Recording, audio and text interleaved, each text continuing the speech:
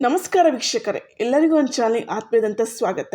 ಇವತ್ತಿನ ವಿಡಿಯೋದಲ್ಲಿ ನಾವು ಪ್ರತಿದಿನ ಹಣೆಗೆ ವಿಭೂತಿ ಯಾಕೆ ಹಚ್ಕೊಬೇಕು, ನಾವು ಅದಲ್ಲದೆ ಪ್ರತಿನಿತ್ಯ ವಿಭೂತಿ ಹಚ್ಕೊಳ್ಳೋದ್ರಿಂದ ನಮಗೆ ಆಗೋ ಉಪಯೋಗವಾದರೂ ಏನು, ವಿಭೂತಿಯ ಮಹತ್ವವಾದರೂ ಏನು ಅನ್ನೋದ್ರ ಬಗ್ಗೆ ನೋಡೋಣ ಬನ್ನಿ.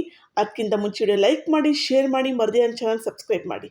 ಬನ್ನಿ ವಿಡಿಯೋ ಸ್ಟಾರ್ಟ್ ಮಾಡೋಣ. ಸಾಮಾನ್ಯವಾಗಿ ಹಿಂದೂಗಳು ಹಣೆಯ ಮೇಲೆ ಅಚ್ಚಿ ಹಾಕಿಸಿಕೊಂಡಿರುವುದನ್ನು ನಾವು ನೋಡಿರುತ್ತೇವೆ. ಮಹಿಳೆಯರು ತಿಲಕವನ್ನು ಧರಿಸುತ್ತಾರೆ. ಕೆಲವರು ದೇವಸ್ಥಾನಕ್ಕೆ ಹೋಗುವಾಗ ವಿಭೂತಿ ಕುಂಕುಮ ಕೂಡ ಧರಿಸುತ್ತಾರೆ. ನಮ್ಮಲ್ಲಿ ಹೆಚ್ಚಿನವರು ಶಿವನ ದೇವಸ್ಥಾನಕ್ಕೆ ಹೋದಾಗ ನಾವು ಮಾಡುವ ಮೊದಲ ಕೆಲಸವೇನೆಂದರೆ ವಿಭೂತಿ ಧರಿಸುವುದು. ಹೌದು, ವಿಭೂತಿ ಎಂದರೆ ಬೂದಿ. ಅವರು ಈ ಬೂದಿಯಿಂದ ಪರಮಾತ್ಮನಿಗೆ ಅಭಿಷೇಕವನ್ನು ಮಾಡುತ್ತಾರೆ.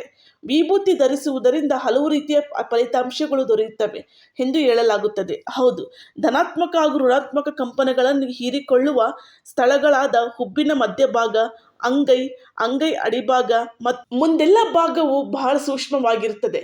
ಈ ಭಾಗಗಳಿಗೆ ನರಕಾತ್ಮಕ ಶಕ್ತಿಯ ಕಂಪನಗಳು ಎದುರಾದಾಗ ತಲೆನೋವು, ಗೊಂದಲ, ಚಡಪಡಿಕೆ, ದೌರ್ಬಲ್ಯ ಉಂಟಾಗುತ್ತದೆ. ಇಂತಹ ಸೂಕ್ಷ್ಮ ಭಾಗಗಳಿಗೆ ವಿಭೂತಿಯನ್ನು ಹಚ್ಚಿಕೊಂಡಾಗ ನರಕಾತ್ಮಕ ಶಕ್ತಿ ಕಂಪನಗಳಿಂದ ನಮ್ಮನ್ನು ನಾವು ರಕ್ಷಿಸಿಕೊಳ್ಳಬಹುದು. ಹೌದು, ಈ ವಿಭೂತಿಯನ್ನು ಹಣೆಯ ಮೇಲೆ ಧರಿಸುವುದರಿಂದ ಗೊತ್ತೋ ಗೊತ್ತಿಲ್ಲದ ಮಾಡಿದ ಪಾಪಗಳು ಮತ್ತು ತಪ್ಪುಗಳು ನಿವಾರಣೆ ಆಗುತ್ತವೆ. ಅಲ್ಲದೆ ಒಬ್ಬ ವ್ಯಕ್ತಿಯು ಪರಿಪೂರ್ಣ ಆರೋಗ್ಯವನ್ನು ಕೂಡ ಪಡೆಯುತ್ತಾನೆ. ವಿಭೂತಿಯಿಂದ ತನ್ನ ಜೀವಿತಾವಧಿಯನ್ನು ಹೆಚ್ಚಿಸುತ್ತದೆ ಹಾಗೂ ಅಪಾರ ಸಂಪತ್ತನ್ನು ಕೂಡ ತಂದುಕೊಡುತ್ತದೆ ವಿಭೂತಿ. ಹೌದು, ಪ್ರತಿದಿನ ಸ್ನಾನ ಮಾಡಿದ ನಂತರ ಹಣೆಯ ಮೇಲೆ ವಿಭೂತಿ ಹಚ್ಚಿಕೊಳ್ಳಲು ಹೇಳುತ್ತಾರೆ. ಹೀಗೆ ಮಾಡಿದರೆ ಸಾವಿರಾರು ನಾಮಗಳಿಂದ ದೇವರನ್ನು ಪೂಜಿಸುವಷ್ಟು ಫಲ ಮತ್ತು ನಿಯಮಿತವಾಗಿ ದೇವಸ್ಥಾನಕ್ಕೆ ಭೇಟಿ ನೀಡುವ ಪುಣ್ಯ ಸಿಗುತ್ತದೆ ಎಂದು ವಿದ್ವಾಂಸರು ಹೇಳುತ್ತಾರೆ. ಹೌದು, ಅಂತಹ ಶಕ್ತಿಶಾಲಿ ಶಕ್ತಿಯನ್ನು ಅಳವಡಿಸಿಕೊಂಡಿದ್ದರೆ ಜೀವನ ಬಹಳ ಸುಧಾರಿಸುತ್ತದೆ ಎಂದು ಹೇಳಲಾಗುತ್ತದೆ. ಅಷ್ಟೇ ಅಲ್ಲದೆ ಹೋಮ ಮಾಡಿದ ನಂತರ ಹೊರಬರುವ ಭಸ್ಮವನ್ನು ಸಹ ಪೂಜೆಯ ರೂಪವಾಗಿ ಧರಿಸಲಾಗುತ್ತದೆ.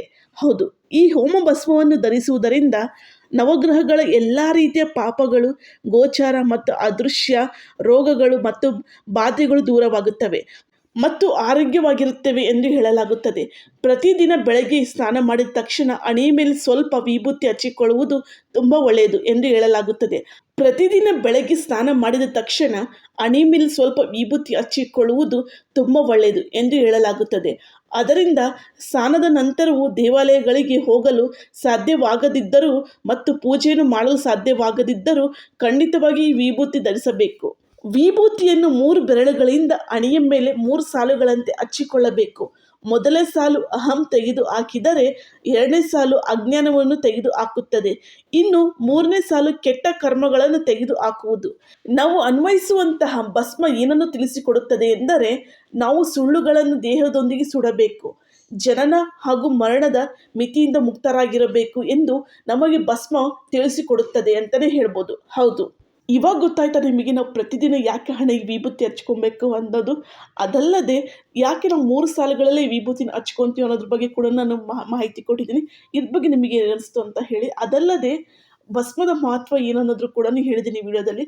ಅದ್ರ ಬಗ್ಗೆ ನಿಮಗೆ ಏನಿಸ್ತು ಅಂತ ಕಮೆಂಟ್ ಬಾಕ್ಸಲ್ಲಿ ಕಮೆಂಟ್ ಮಾಡಿ. ವಿಡಿಯೋ ಇಷ್ಟ ಲೈಕ್ ಮಾಡಿ, ಶೇರ್ ಮಾಡಿ, ಮತ್ತೆ ನನ್ನ ಚಾನಲ್ ಸಬ್ಸ್ಕ್ರೈಬ್ ಮಾಡಿ. ಬಾಯ್.